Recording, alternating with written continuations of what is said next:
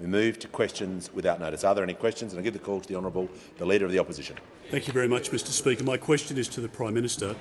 This morning, the energy regulator released data showing electricity bills surging under this government by up to 25% for households and 29% for small businesses. The Prime Minister explicitly and repeatedly promised, less than a month before last year's election, that he would deliver cheaper electricity and an annual cut of $275 to electricity bills. Prime Minister, how can Australians already suffering cost of living challenges possibly trust the Albanese government to keep this promise? Do not interject when the Leader is asking his question. It goes to both sides. Give the call to the Prime Minister. Thanks, Mr Speaker.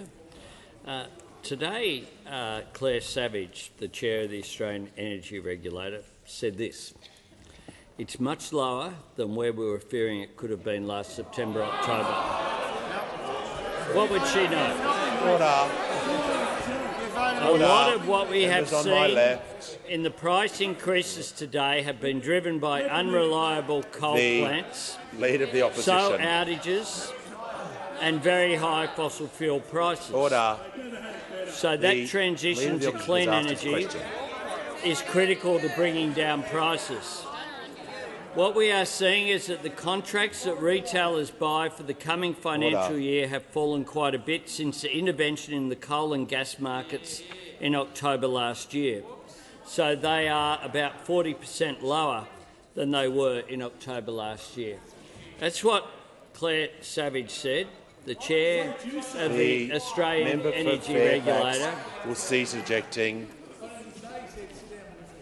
Mr Speaker, he promised to smile more if they made him leader, but I've seen no evidence. The Prime evidence. Minister will return to the question. I've seen, there it is. Order. That cheeky little smile. The order. Members on my right. And the member for Page will cease to eject, and the member for Gippsland. So I can hear from the Leader of the Opposition on a point of order. Mr Speaker, on relevance, this Prime Minister might treat the Australian public like a joke, but use his own words. You promised. Resume your seat. Order. Order. Just before the Prime Minister continues, the Leader of the Opposition knows he has a great deal of latitude. Points of order for the rest of today will be made in accordance with the standing orders, which will be simply to state the point of order, which is relevance, and no further commentary. Give the call to the Prime Minister. Thanks, Mr Speaker. He's angry because he knows that he voted against. Order. That he voted against helping people. He voted against $3 billion in direct bill relief. He voted against the price caps on gas and coal that the energy regulator was speaking about today. He's angry because he opposed the safeguard mechanism, their own policy, supported by business and industry. He's angry because he was a part of a government that had 22 energy policies but didn't land one. He's angry because he left us with an energy grid that was built for the last century. He's angry because his government gave $4 million to the proponents of a coal-fired power plant in Collinsville, knowing that there was no chance, cease interjecting, that it would actually go forward. Those opposite are frozen in time while the world warms around them. Those opposite have no way forward. We have had practical measures put forward in this parliament to deal with the challenges that have arisen, that are global challenges, that have had a global impact, and those opposite left us with a policy that simply wasn't landed. We're going forward and making a difference. Order. Member for Bowman will cease interjecting. So I can hear from the member for Werriwa. Thank you, Mr Speaker. My question is to the Minister for Climate Change and Energy. What is the government's response to the release of today's default market offer, and what action has the government taken to shield Australians from the worst of the global energy crisis? Are there any threats to this action? The House will come to order. The member for O'Connor needs to be reminded that it is not the time before the minister has spoken to say a word. The member for Herbert is not helping either. The Minister for Climate Change and Energy has the call. Thank you very much, Mr Speaker. I thank the honourable member for Werriwa for the question. She's a very strong advocate for south-western Sydney, and she knows the importance of supporting families and households in places just like south-western Sydney through the period of elevated energy prices. And what the default market offer released by the energy regulator Claire Savage this morning does is confirm ongoing pressure on power prices and the ongoing relief provided by the Albanese government and the importance of that relief. And in terms of the announcement made this morning by Claire Savage, she has indicated, for example, the default market offer, which is a safety net offer that 1 in 10 households are on. In New South Wales, our home state, we've seen a 21% increase, which compared to what the energy regulator indicated to the government was likely of a 40% increase absent intervention. And in relation to those households, 1.6 million in New South Wales, for example, who've received the rebates negotiated by the Treasurer on behalf of the Commonwealth and the states and territories, they, instead of facing a 40% increase in power bills, will see an 8% decrease, an 8% cut in their energy bills as a result of the intervention of the Albanese government. And there are similar figures right around the country. Taking South Australia, for example, in which we were facing a 51% increase, we've instead seen a 24% increase, and after the impact of the rebates, a 3% cut in their energy bills. So that was the choice facing the Australian Parliament, whether to let these increases flow through to Australian households doing it tough, to Australian businesses doing it tough, or to intervene and act. And the government chose to intervene and act, and we've seen the impact of that today. And indeed, as the Prime Minister indicated, the regulator has in crystal clear language made the importance of that intervention clear early today, saying that these increases would have had a 5 in front of them in the absence of action. And we've seen a similar response in the Australian Energy Council, who's talked about the impact of the rebates. And not only did those opposite vote against, the honourable member asking about threats, not only did those opposite vote against the intervention, the Leader of the Opposition has doubled down, not admitted they got it wrong, and said he would rip up this intervention if he became Prime Minister. He would repeal the intervention. He would see these power price increases flow through to Australians without any intervention on his behalf, any stepping forward to protect Australians against the impact of these increases. He would just let them rip. That's his policy, let these increases rip. Well, this government has a different approach. Whether in south-western Sydney or suburbs or regions, anywhere in Australia, this government will intervene to protect you from the impact of these power price rises. We will intervene to ensure support for Australians, while the alternative— Order. There is far too much noise in the chamber, particularly coming from over here. If this continues, people won't be warned, they'll be asked to leave. Give the call to the Deputy Leader of the Opposition. My question is to the Prime Minister. Hard-working Australian households and small businesses received news today that they will see huge increases in their electricity prices from July 1.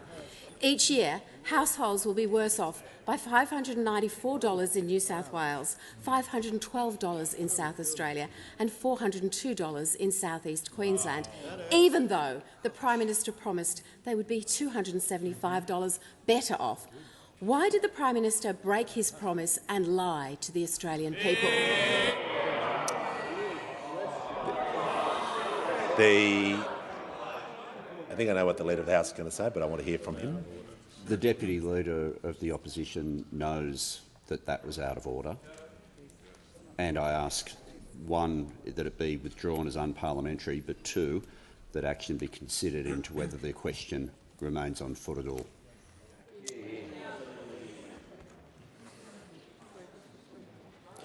The question is out of order, but I'm going to give the Deputy Leader of the opposition a chance to rephrase it, just to withdraw the last part of the question, start a question again without that inference at the end.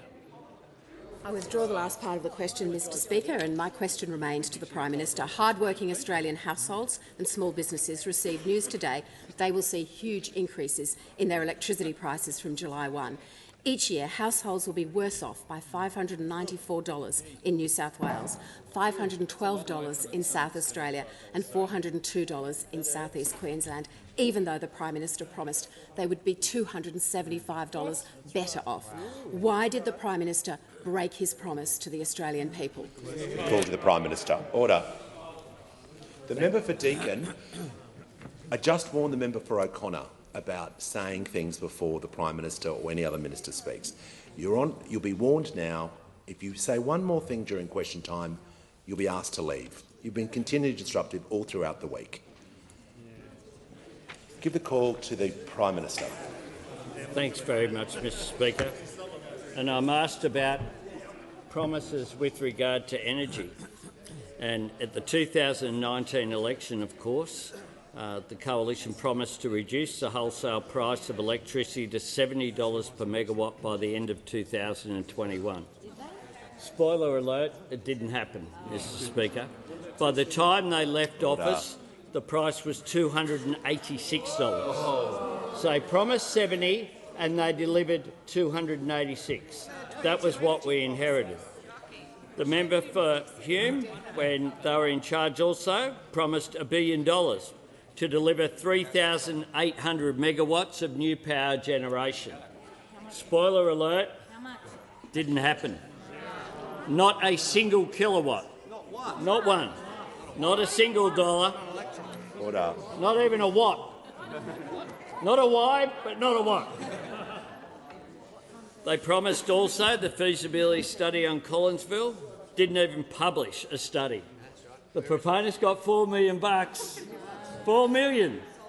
For what? For what? They produced less than Barnaby Joyce produced as an envoy. Order. Members on my left and right. The Prime Minister is using the incorrect titles for members, and I ask him to refer to all members by the correct order. And I want to hear from the Manager of Opposition Business. On relevance, Mr Speaker, the question was very clearly about the Prime Minister's policies, this government's policies, and their lack of consistency with what they promise. Standing orders are very clear. Ministers can be asked about and can respond about what the government is doing. The Prime Minister is off on a frolic and he should be brought back to the question. No, I'm just going to call the... If I'm trying to rule on a point of order, I don't need assistance from people interjecting. I was going to say the Prime Minister has had a decent...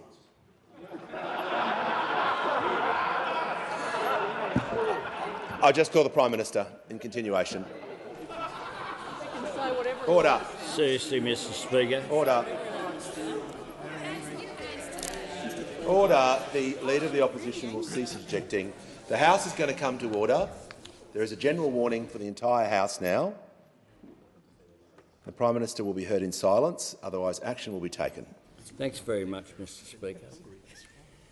And we also had, of course, promises about Liddell, which the former minister, former member for Kooyong, used to stand here and speak about keeping it open, promised time and time again. It closed at the end of April exactly as was planned under their watch. Exactly what was planned. What we've done is put in place a real plan of $3 billion of energy price relief that they voted against, up to $500 in bill relief for eligible households, up to $650 in bill relief for small businesses. Real relief, right off your power bill, right when you need it. We provided in the budget $1.6 billion for energy efficiency upgrades, including the new small business energy incentive. With Rewiring the Nation, $16 billion has been provided to unlock the grid, to upgrade it so that it's able to accept more renewable energy. Signed Marinus Link, talked about by those opposite, but nothing happened. Declared the first offshore wind zone in Australia. Deployed 400 community batteries are being deployed across Australia. We've implemented the Capacity Investment Scheme to unlock over $10 billion of investment in batteries, pumped hydro and more renewables in our grid. We have practical plans. Every one of them is opposed by the naysayers opposite. Has concluded. I'll hear from the member for Reid. My question is to the Treasurer. Why is a methodical, consistent, responsible approach to managing the economy and budget so important, and what are the consequences of not doing so?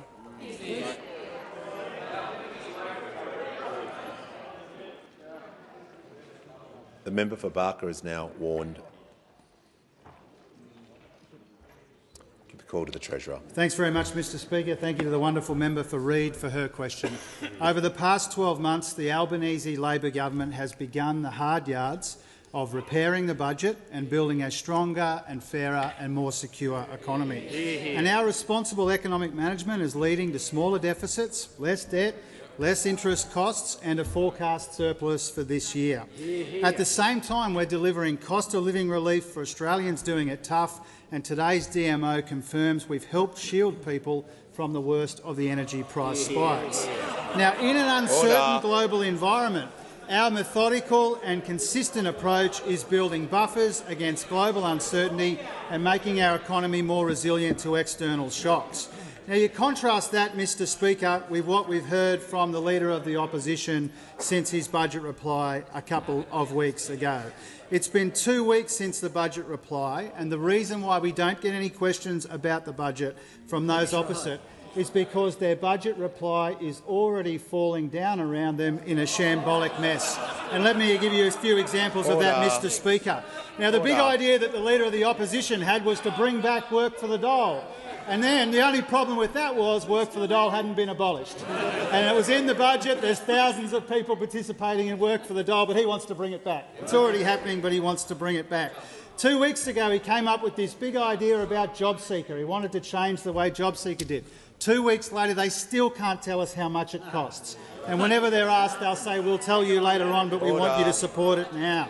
Mr Speaker, they have questions from up the back about how they want more people coming to Australia, and then up the front about how they want fewer people coming to Australia, and that's because they've been busted trying to play two different tunes with the same dog whistle, Mr Speaker. It hasn't dawned on them, Mr Speaker. It still hasn't dawned on them, Mr Speaker, that they're using a measure of inflation that strips out energy and food costs, which they're arguing is the main driver of inflation.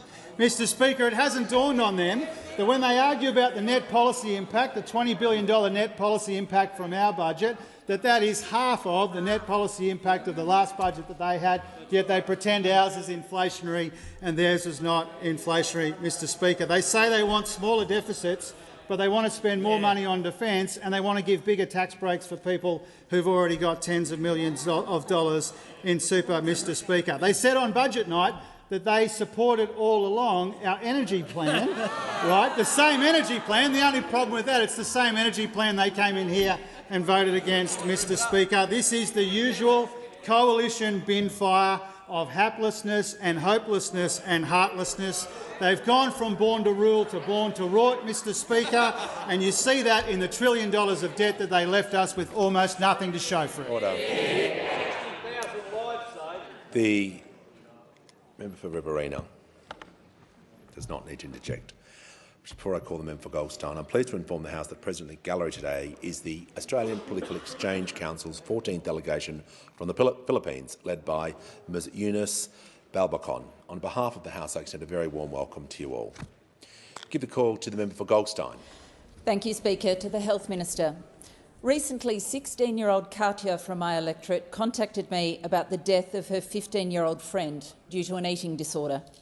Katya says, the fact that the system is so bad that it caused a once young, passionate girl full of life to commit suicide is so sickening. I can't even express my words for how disgusted I am. On behalf of Katya and her friend, whose memorial service was this morning, why was there no new funding for eating disorder treatment in the budget? Give the call to the Minister for Health and Aged Care. Thank you, Mr Speaker, and I thank the member for Goldstein for her question and send, I imagine, all of our condolences to Katia and to her friends, family and other friends as well. I want to pay credit to the member's advocacy around this issue from the day she arrived in this place, and she works across the aisle with others who have been impacted either directly or through their community representation by this devastating condition. We know it hits people in the prime of their life when they've got so much potential before them. We know it's incredibly difficult to treat, sometimes difficult to diagnose. We know it's incredibly dangerous, as this tragedy reminds us again. It is the single medical illness with the highest mortality rate of all of the medical illnesses.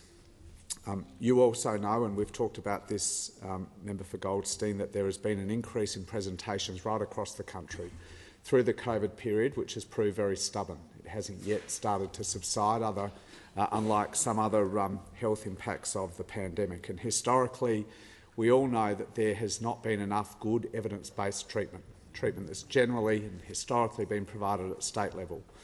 Now, we are trying to do more at a Commonwealth level, and to his very great credit, my predecessor Greg Hunt put in place a new Medicare program that provides up to 40 additional psychological sessions and 20 dietitian sessions per year. That's been running for 3 years now. I think it's time to evaluate that program, the impact it's had on the community through a difficult period.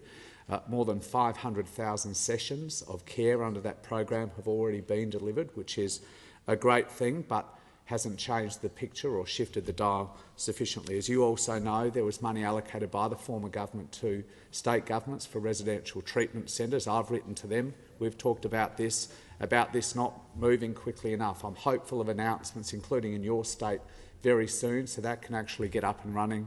We've allocated $20 million for competitive community grants, which we're about to announce as well. In the budget 2 weeks ago, we did allocate new funding for this area. It was new funding for services that were otherwise not going to be funded beyond the 30th of June. The residential treatment centre you're familiar with in the Sunshine Coast, Wandinnerida, needed additional funding beyond the 30th of June. The Butterfly Bright, Body Bright program, terrific service, and a range of others as well. One of the areas that you and I have talked about, Member for Goldstein, where there has never been enough effort in this area is the area of research. And I'm examining options to lift the research capability, the funding from government for research into this terrible area of mental illness, and I'll have more to say about that in the near future.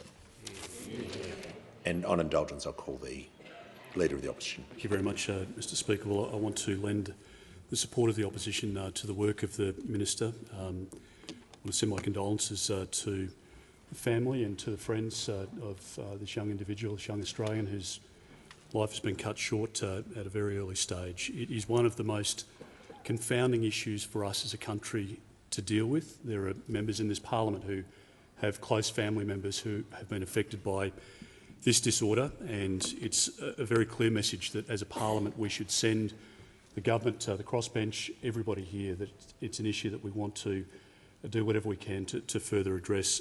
When we were in government, there were 64 new Medicare items for eating disorders, meaning that patients, as the Minister pointed out, can access up to 40 psychological and 20 diabetic services a year. If more needs to be done, more should be done, and particularly in the research area, through the Medical Research Future Fund or other areas of endeavour that we could support in a bipartisan way, we would apply ourselves to that and provide full support to the government's efforts. We call to the member for Hawke. Thank you, Mr Speaker. My question is to the Minister for Early Childhood Education. What is the Albanese Labor government doing to ensure early learning is more affordable for Australian families, whilst also ensuring a child's education is of the highest quality? Call to the Minister for Early Childhood Education and Minister for Youth. Thank you, Mr Speaker, and I thank the member for Hawke for his question, and I just want to acknowledge the member for Hawke's tireless work in representing the families and the children in the electorate of Hawke. Mr Speaker, all parents want the best for their children.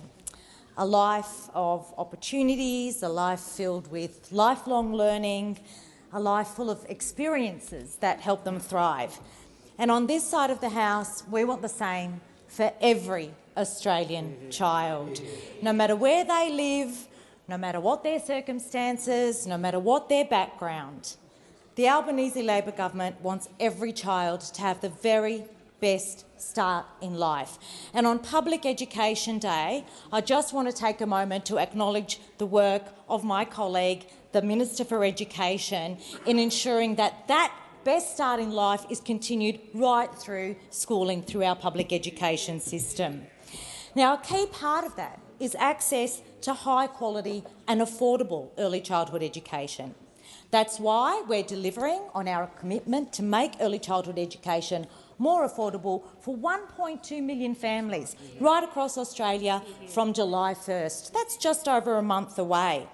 That's why we're building on Labor's legacy to ensure that early childhood education and care in Australia is of the highest quality. And that's why we announced in the last budget measures to help build the capacity of the early learning workforce. Now, these measures are a direct response to the presentations and the consultations that I have had with stakeholders and educators in the sector, and I want to thank them for their engagement. They told me that they want and they need professional development, but they often can't get it.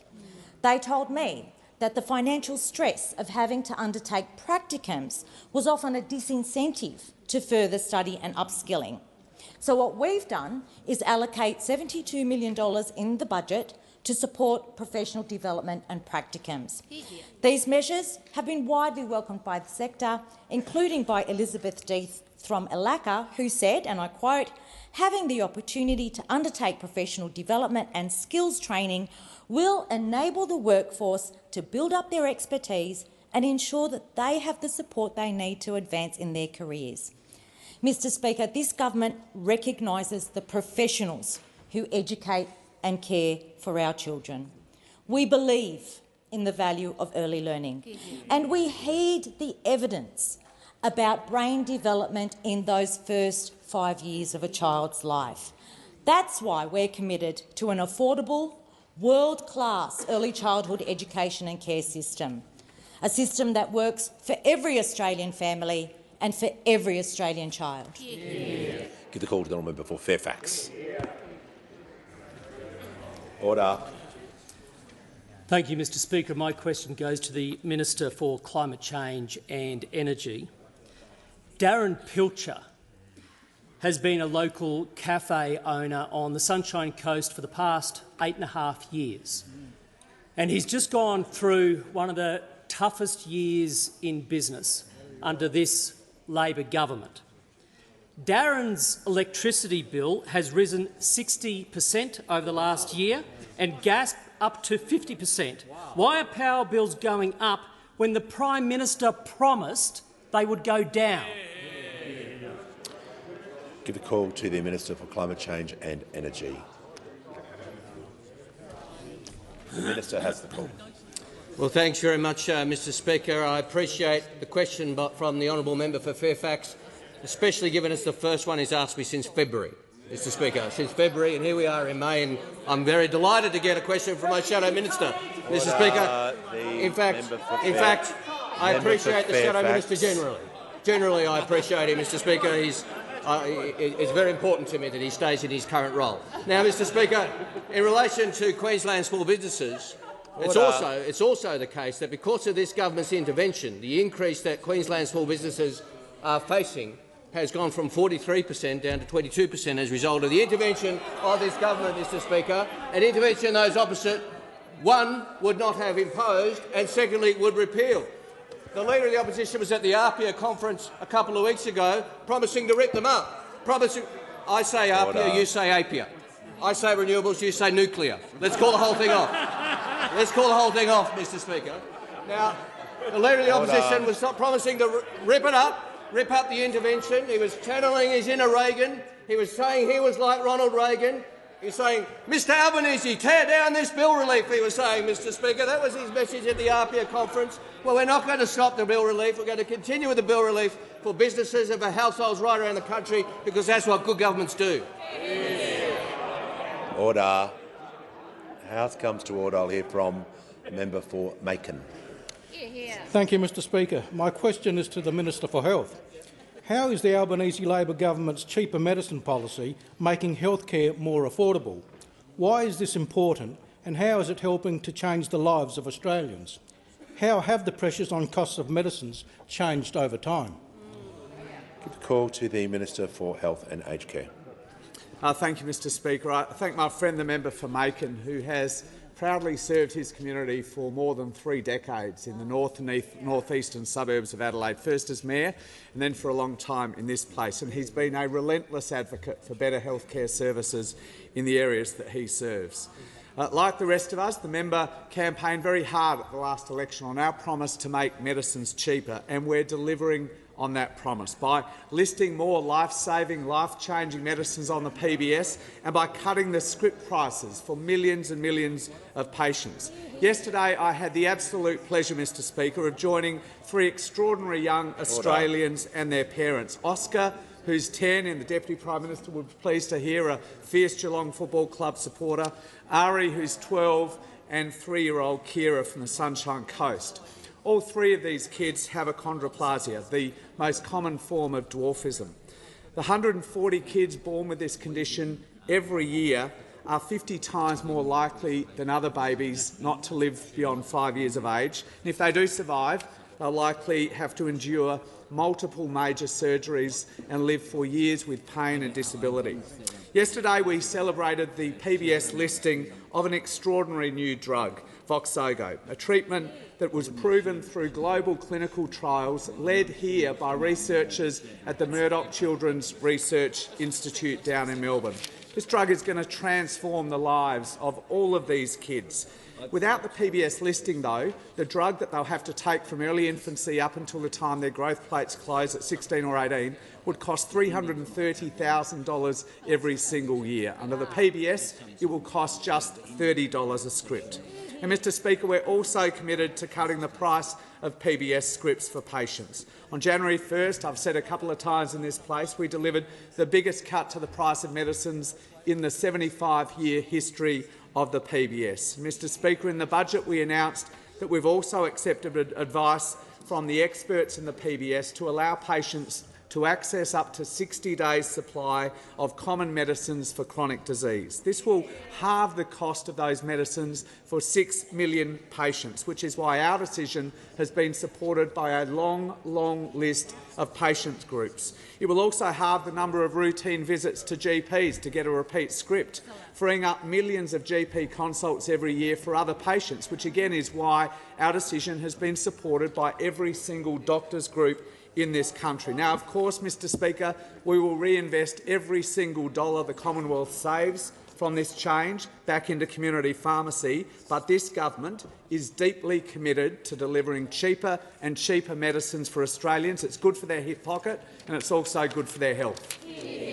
Call to the honourable member for Flynn. Mr Speaker, my question is to the Minister for Climate Change and Energy. The Minister stated in a speech on the 24th of September 2022 that Australia will need to install 22,000 solar panels every day and 40 wind turbines every month by 2030 to reach the government's 82% renewable energy target. It has been over 240 days since this speech. Can the Minister provide an update of how many solar panels and wind turbines have been installed in this timeframe? Give the call to the Minister for Climate Change and Energy. Thank you, Mr Speaker. Very happy to. Very happy to.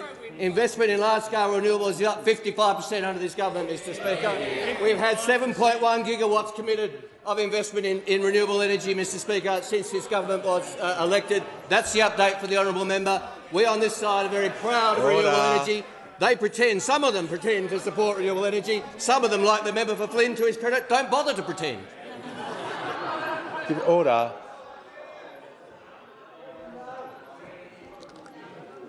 Order. When the House, the member for Dawson, the House comes to order, I'll hear from the member for Macquarie. Thank you, Speaker. My question's to the Minister for Social Services. How is the social services portfolio delivering on the Albanese Labor government's commitments to prioritise action on ending family, domestic and sexual violence to create a better future for all Australians? Give the The call to the Minister for Social Services. Well, thank you, Speaker, and I'd like to thank the member for Macquarie for the question. The Albanese government has not wasted a single day in delivering our plan to build a better future for all Australians, and this, of course, includes in the social services portfolio. In our first 12 months, we've delivered on our commitments, laying a strong foundation for a better future for all Australians. We've already delivered over 16,000 older Australians who have now been granted the Commonwealth Seniors Health Card who would not have been eligible previously. We've also legislated measures to support pensioners who are downsizing their homes, and we've frozen deeming rates. We've delivered the promised doubling of funding for disability representative organisations and have begun development on the National Autism Strategy. We've improved paid parental leave, and we're expanding it so that parents can access 6 months, and we're strengthening the social safety net by providing an additional cost of living relief for those on the lowest income. And of course, a key priority for this government has been taken action to address family, domestic and sexual violence. We have delivered the 10-year national plan to end violence against women and children in one generation. We've backed that commitment up by a $2 billion record investment in women's safety initiatives. And in the most recent budget, we've committed $159 million to extend funding for women's safety frontline services. We've delivered the National Partnerships Agreement that was due to cease. The Minister will pause. Deputy Leader of the Opposition, when I say cease interjecting, that means cease interjecting. No more interjections. Give the call to the Minister for Social Security. Thank you. As I was saying, the National Partnerships Agreement, which was due to cease on the 30th of June this year unless we intervened. This is in addition to the funding 500 extra community and support workers for women and children experiencing family, domestic and sexual violence. We've made significant funding commitments to First Nations family safety initiatives. We've legislated 10 days of paid family and domestic violence leave, which women are now accessing to keep them safe. And we've delivered more than $352 million over 2 budgets to extend, improve and expand the escaping violence payment.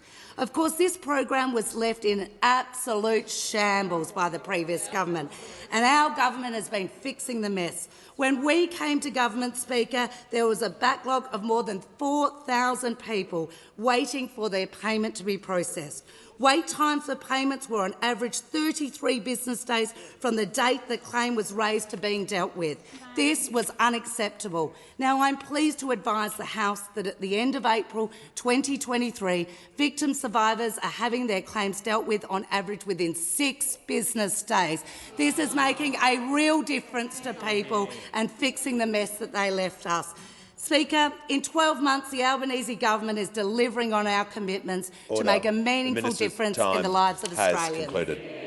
Give the call. Member for Page. I want to hear from the member for Hughes. Mr Speaker, my question is to the Prime Minister. Is the Prime Minister aware of the Victoria Premier's $8.6 billion decade of tax on businesses and property investors in that state? Yesterday, the Premier encouraged Victorians to use his so-called COVID debt levy to offset their Commonwealth tax obligations, costing Australian taxpayers $3 billion over the next 4 years. Order. Does the Prime Minister support Premier Andrews' decision to slug Victorians with $8.6 billion of taxes?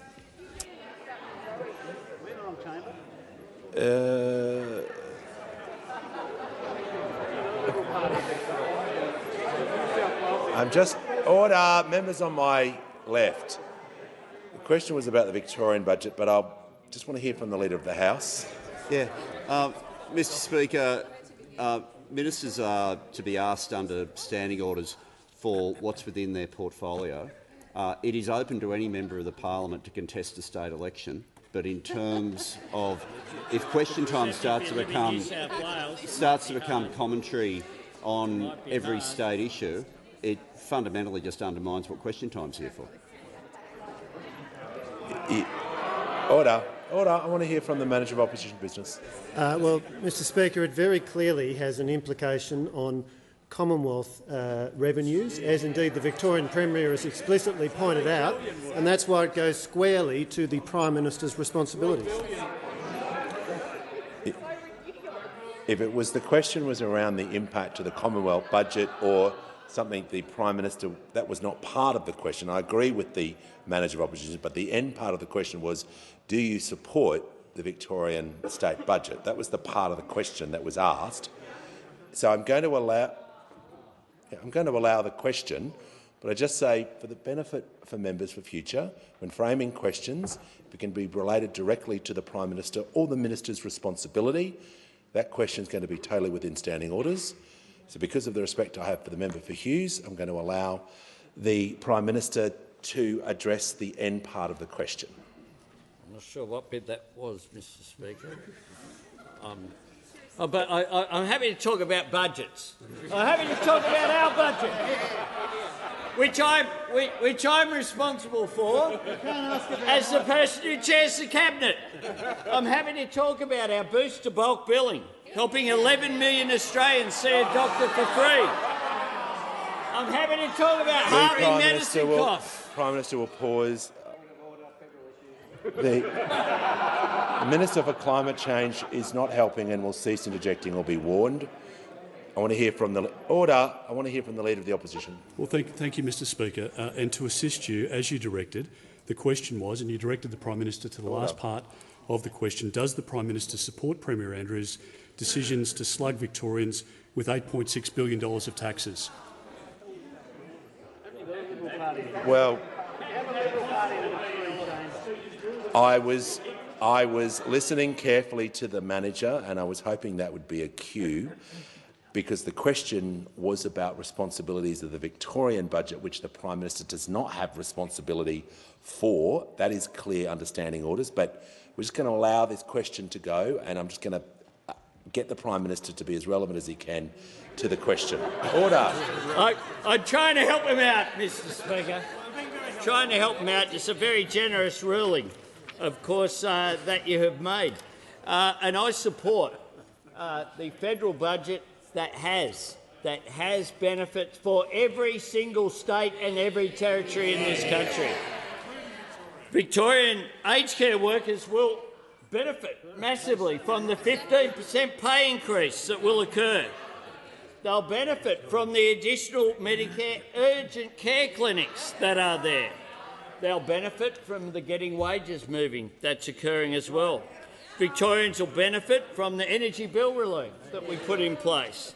Victorians will benefit, those people who are searching for work and on job seeker will benefit from the $40 a fortnight increase.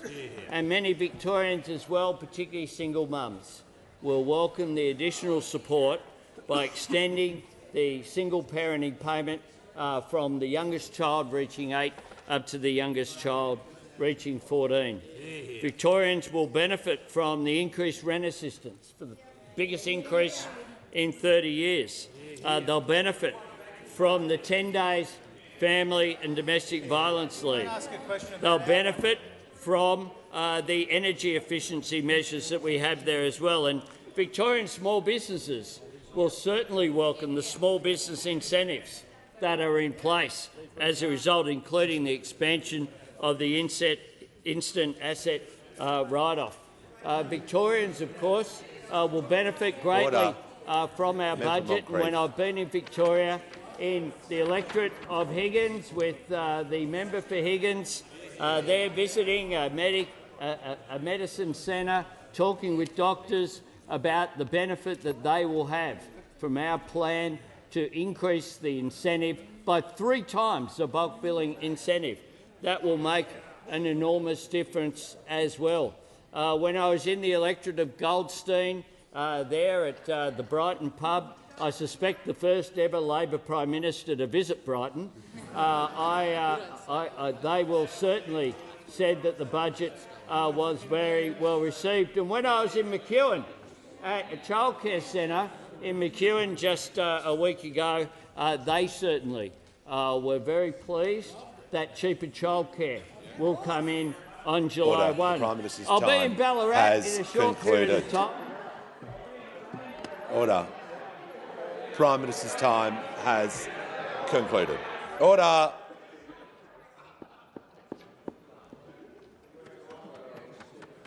want to hear from the member for Robertson. Thank you, Mr Speaker. And my question is to the Minister for Skills and Training. How has the Albanese Labor government cleaned up the mess of a wasted decade in skills, and how is the government continuing to work to give Australians the skills and training they need for the jobs and opportunities of the future? Give a call to the Minister for Skills and Training. Thanks, Speaker, and can I thank the member for Robertson for his question, and I look forward to catching up with him at the Gosford TAFE in the near future. Speaker, in the last 12 months, the Albanese government has not wasted a minute. That's because we're a government that responds to the national challenges that we confront. It's why we're laying a stronger foundation for a better future. It's also because upon election, not only had we inherited $1 trillion of Liberal Party and National Party debt, we were bequeathed by those opposite a massive skills deficit across the entire economy. And for that reason, in fact, if you want to hear a few more statistics, in fact, in 1 year, the occupations on the shortage list went from 153 to 286, almost doubling in 1 year. The OECD cited that Australia's labour shortage per capita was the second highest amongst OECD countries when we came to government, Speaker. So we were dealing with massive challenges, and that's why the government immediately, very quickly, convened the Jobs and Skills Summit, bringing together industry, employers and unions, universities and the vet sector, state and territory governments, because we know to deal with these national challenges we must work together. We created, of course, Jobs and Skills Australia. That's providing strategic advice to deliver the skills, existing skills that are in demand and those skills that are emerging in the labour market, striking a 12-month agreement with all state and territory governments to deliver 180,000 fee-free vet and TAFE places, 150,000 of which are already filled, strengthening and targeting support for apprentices to lift completion rates, encouraging more women into trade apprenticeships through improved financial and non-financial support, supplying new energy apprentices to assist with the massive demand in the renewable energy sector. 1,000 of those apprentices have already been enrolled. But there's so much more work to be done, Mr Speaker. This includes, of course, negotiating a further 300,000 fee-free TAFE and vet places from 2024 and finalising a $3.7 billion national skills agreement which will provide greater access to the vet sector. And this agreement will be the vehicle where we will bring about significant reforms to the vet sector to ensure that it's fit for purpose. Speaker, we've been busy over the last 12 months, but we know there's a lot more to do. So those opposite can keep carping and saying no to everything. We'll just continue to deliver to Australian students, workers, businesses and the economy. Just before I call the member for Wentworth, I was a little early before with the welcome for the Political Exchange Council's delegation from the Philippines, who are now here, and I welcome their delegation with Ms Eunice Balbacon. A very well welcome to our parliament. And I'll give the call to the member for Wentworth. Thank you. My question is to the Minister for the Environment and Water. This week, the Labor government in Victoria said it would end native forest logging. Yet Australia has the highest rate of deforestation in the developed world, and the federal government allows native forest logging to continue in New South Wales and Tasmania. When will the minister put an end to native forest logging across the whole of Australia? Give the call to the Minister for the Environment and the Minister for Water. Thank you so much, Mr Speaker, and I want to thank the member for Wentworth for her question. I know that she is absolutely committed to better environmental protection around Australia, and like us here, as part of the Albanese Labor government, believes that we need to protect more of what's precious, restore more of what's damaged and manage nature better for the future. She's quite right that we saw some very big news from Victoria during the week, following a few months ago on news from Western Australia about their native forest logging industry. I'd say to the member for Wentworth that we are very supportive and know that it's important to have forestry industry here in Australia. That's why the Albanese Labor government put $300 million into upgrading the the equipment for having more sophisticated forestry uses in Australia, into better training the workforce, and very importantly into expanding plantations, which already provide about 90% of our forestry needs here in Australia. On the issue of native forests in New South Wales and other parts of Australia, I think it's very important to acknowledge that forests are very important carbon sequestration providers. They're very important habitat. As the Minister for the Environment, obviously I'm very concerned to ensure that forests that are homes for leadbeater possums, for greater gliders, for of course koalas, which are endangered now, continue to offer those important homes and habitats for those creatures. And so we are determined to make sure, as we update the environment protection laws, that regional forest agreements come under our new national environment standards, and we're working very closely with the states, with the industry and with the conservation movement to make sure that happens. Give the call to the honourable member for Boothby. Thank you, Mr Speaker. My question is to the Minister for Defence Industry. How is the Albanese Labor government growing the workforce we need in Australia's defence industry? Why are these measures needed, and how do they differ from the actions of former governments? Give the call to the Minister for Defence Industry and the Minister for International Development and the Pacific. Thank you, Mr Speaker, and I thank the member for Boothby for her question and her passionate advocacy for the South Australian defence industry. The truth is that the Australian defence industry is a critical input to our national defence. Over 100,000 Australian defence industry workers get up every day to support the men and women of the Australian Defence Force. And this will increase as we increase our defence funding to deal with our strategic challenges that we're seeing at the moment. 20,000 direct jobs will be created supporting the nuclear-propelled submarines alone.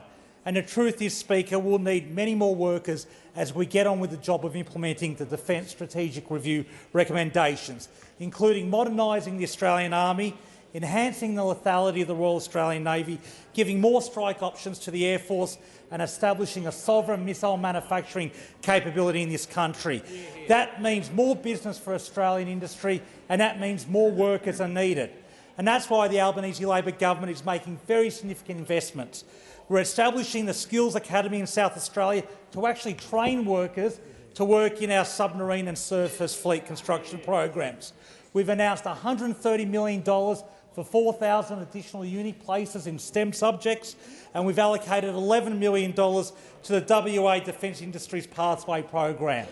We're providing certainty to employers, we're taking the hard decisions around prioritising projects, and we're increasing defence funding over the decade to give employers the certainty to hire more Australian workers. And this differs from the uncertainty and chaos we saw under the last government in defence. First, they wanted to build submarines in Japan. Then they spent $3.4 billion on the attack-class submarines. Then they stuffed up their Henderson Maritime Precinct. They then spent, and this is my favourite, $114 million on the Naval Shipbuilding College. And guess how many workers they trained? None. Zero. Zero workers trained for $114 million of expenditure. There were 24 ministers in the defence portfolio in a shambolic 9.5 years, and the result was 28 major projects running cumulatively 97 years late and $6.5 billion over budget, and they also left a 10-year capability gap with our submarines.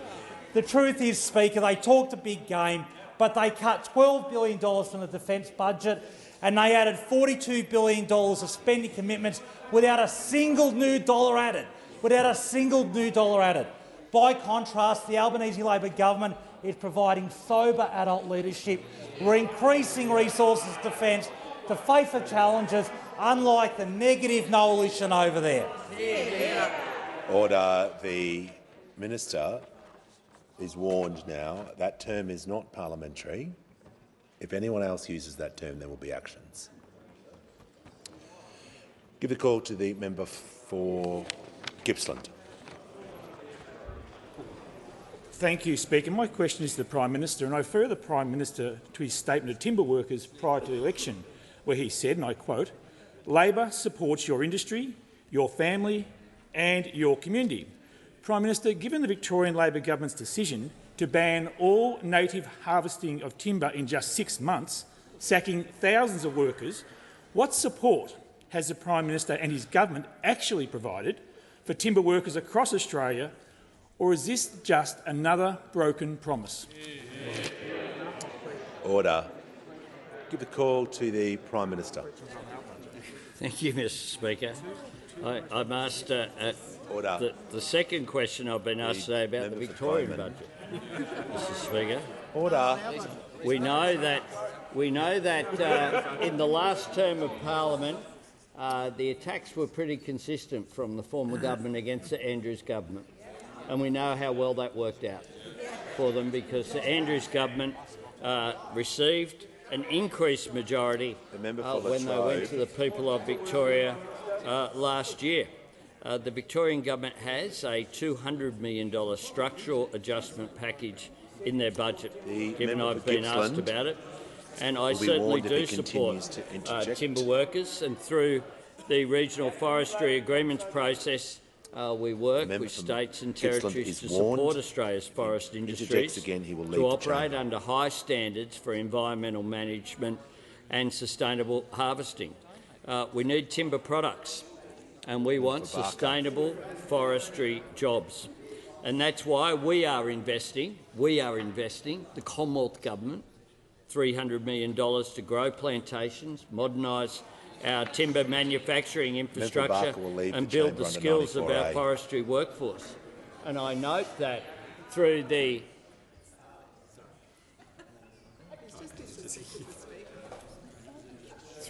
National Reconstruction Fund, we specifically set aside funding to support the forestry industry. But the member for Gippsland voted against it, and everyone here voted against it as well. The member for Gippsland on a point of order. The Prime Minister's concluded his answer, so it's not about the answer. The member for Gippsland needs to. The Prime Minister's completed his answer. Why do you hate timber workers so much? No. The member for Gippsland. The member for Gippsland knows what he's just done there, which is completely unparliamentary, and he will keep walking out of the chamber.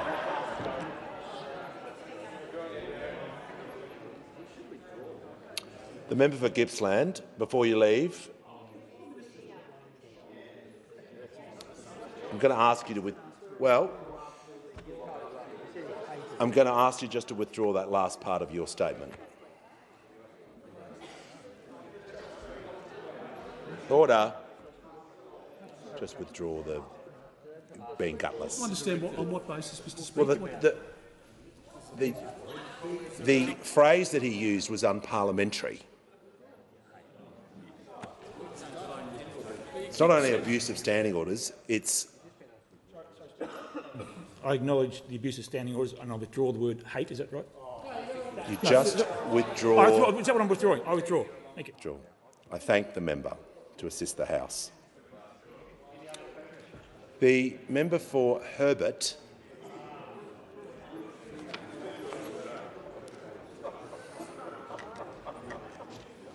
Thank the member for Braddon. Give the call to the member for McEwen. Thank you, Speaker. My question is to the Minister for Infrastructure, Transport and Regional Development.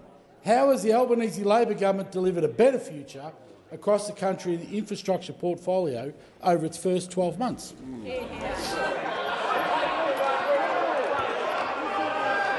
Order. Members on my left. Members on my left will cease interjecting. There's going to be silence so I can hear the Minister for Infrastructure, Transport, Regional Development and Local Government. Thank you very much, Mr Speaker. Can I thank the member for McEwen for his question. He's a tireless advocate for his community and he knows firsthand how important it is that our government deliver on our commitments. Well, over the last 12 months, that's exactly what we've been doing. First, we began the hard work of cleaning up the mess left by those opposite behind after a decade of waste and rorts and mismanagement. First, we began the hard work by reviewing Infrastructure Australia, returning I can't hear, Mr Speaker. This has become an ongoing issue when particularly ministers are on their feet. A number of ministers— Order. We had this problem yesterday. Just going to allow the minister to be heard in silence. Can't hear a word that she's saying. It's unacceptable. Give the call to the minister. Thank you very much, Mr Speaker. Well, of course, we've reviewed Infrastructure Australia, returning it to its rightful place as the Commonwealth's infrastructure advisor with the bill passing this House yesterday. We're fixing the major projects that will deliver a more resilient and prosperous future, starting with Inland Rail, a project where those opposite managed to build just over 16% of the 1,700-kilometre track, but still saw costs blow out by 559%. And we're starting work on new transformative nation-building projects like high-speed rail, focusing on Newcastle to Sydney. We're partnering with Queensland to deliver the Brisbane Olympics, and we're working with the states and territories to clean up the infrastructure investment pipeline, conducting a 90-day review to make sure that the Commonwealth is investing in the projects that matter to Australians, but also so that we can invest in local government. We've ended the regional rorts that those opposite presided over. We've created new, transparent and equitable grants programs for the cities, suburbs and the regions. And thanks to these new programs, for the very first time, every local government area in the country will be eligible to apply for an open, competitive grants program to deliver much-needed community infrastructure and bring forward plans to improve precincts to transform their communities. We've invested an additional $250 million in local roads in regional, rural and peri-urban Australia, on top of the $50 million we allocated in February, and as well as the $1 billion we're rolling out through this budget to every single state and territory for road safety. That includes $270 million for road safety projects in New South Wales, $255 in Queensland and over $100 million in Victoria and Western Australia. We're building greater resilience into our supply chains through work of our Strategic Fleet Task Force, decarbonising the maritime sector with green shipping corridors, and we're setting the aviation sector up for the future with our Aviation White Paper and our Jet Zero Council. And we're working on the largest scale projects like sealing the Tanami and the more than $3.5 billion I released just this week for the Metro to Western Sydney Airport, and smaller projects like the Senator Teresa Road, which I released $17 million for just today. We're getting on with the job of building infrastructure, delivering for our regions and our great cities right the way across the country. Call to the member for Brisbane. Thank you, Speaker. My question is to the Minister for Social Services. My electorate of Brisbane has the youngest demographic in Queensland. Young people, both in Brisbane and across the country, feel left behind, struggling to afford rent, seeing their HECS debt skyrocket and watching their standards of living drop. Under changes proposed in the budget, the rate of youth allowance will be $602.80 per fortnight, just $43 a day. Young people do not get discounts on their rent or groceries, so why is youth allowance still one of the lowest income support payments? Whoever's groaning there, a member for Holt, will be warned. Give the call to the Minister for Social Services. Thank you, Speaker, and I'd like to thank the member for his question, because what we've done in this budget is a very responsible cost of living package for those doing it toughest. And of course, as part of our initiatives, we have committed to a $40 increase in the base rate of many of those working age payments. That of course includes JobSeeker, which those opposite have not made a decision about, but it also includes ABStudy, AusStudy and a range of other measures. Other payments, sorry. This has been responsible and important. I would like to point out to the House that this base rate increase, which I introduced legislation into the parliament today, will actually have indexation applied after the base rate is increased on the 20th of September, if it indeed passes the Senate. And I look forward to all of those across the Senate supporting that important piece of legislation. As also mentioned previously in question time today, We've increased the maximum rate of Commonwealth rental assistance by 15%, the largest increase in over 30 years. Of course, will have indexation applied as well. Many students do access Commonwealth rent assistance because they do access the private rental market, and therefore this payment and this increase will be very much welcomed by students right around the country. What we've done in this budget is have a carefully calibrated budget that delivers for those on income support, including students, and I hope that we will see the support across the Senate from all parties, including the crossbench, including those opposite, because it will make a real difference to people's lives. Give a call to the member for Bendigo. Thank you, Speaker. My question is to the Minister for Regional Development, Local Government and Territories. Over the last 12 months, how has the Albanese Labor government abandoned previous poor practices in order to deliver for regional Australia and create a strong foundation for the future? Give a call to the Minister for Regional Development, Local Government and Territories. Thank you, and I thank the member for her question, a strong advocate not only for her own regional community but for regional communities across the country.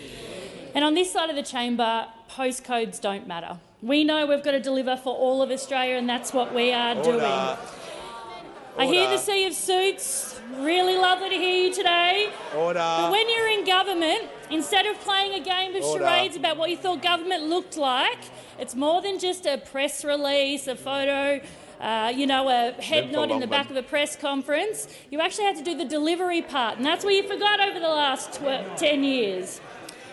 We've done more in the last 12 months than those did in 10 years because the regions are much more than just a grants program. Because we want regional Australia to seize the huge opportunities that come with the shift to cleaner and cheaper renewable energy, a shift that those opposite deliberately ignored for a decade. But first, we've got to clean up the mess that was left by those opposite. And every time we've looked at the big regional programs dreamt up by those opposite, we've found real problems for our communities. An inland rail project that blew out by approximately $31 billion. An infrastructure pipeline where the projects blew out from 150 to 800 without any additional funding, and projects that were promised with no funding partners or without any business cases. It's like an episode of Utopia. So many promises over those 10 years and nothing delivered. The only difference is Utopia is funny, they are not. In 12 months we've delivered more and we are laying the foundations for a better future for our communities across the country. In our very first budget, we delivered and committed $1 billion to new regional programs. And unlike those opposite, we've spent time to make sure that the programs that we're delivering will be delivered in a fair, transparent and accountable way. It'll be a fair process done, not one with the colour-coded spreadsheets, because we know regional Australians deserve much more than an ad hoc grants round. They want real programs to deliver real outcomes. We've already provided increased connectivity by properly funding the NBN and fixing mobile phone black spots, housing assistance through the regional first-home buyers scheme, skills assistance through fee-free TAFE places and more university places, funds for increased disaster resilience and mitigation. And I note those laughing opposite about black spot funds in natural disaster-prone electorates. Shame on you. In our most recent budget, we continue to help regional Australians. The Minister in continuation. In our most regional budget, we helped regional Australians by tripling the bulk billing incentive, establishing a net zero authority and committing $1 billion to the National Biosecurity System. We have done more in 12 months to deliver than those did in 10 years, and you should be ashamed of yourself for the way you've acted today. Order. The member for Wannon will resume his seat. The member for McEwen is warned. I'll hear from the. I'll call the Prime Minister. Thanks, Mr. Speaker. I ask that further questions be placed on the notice paper. Order.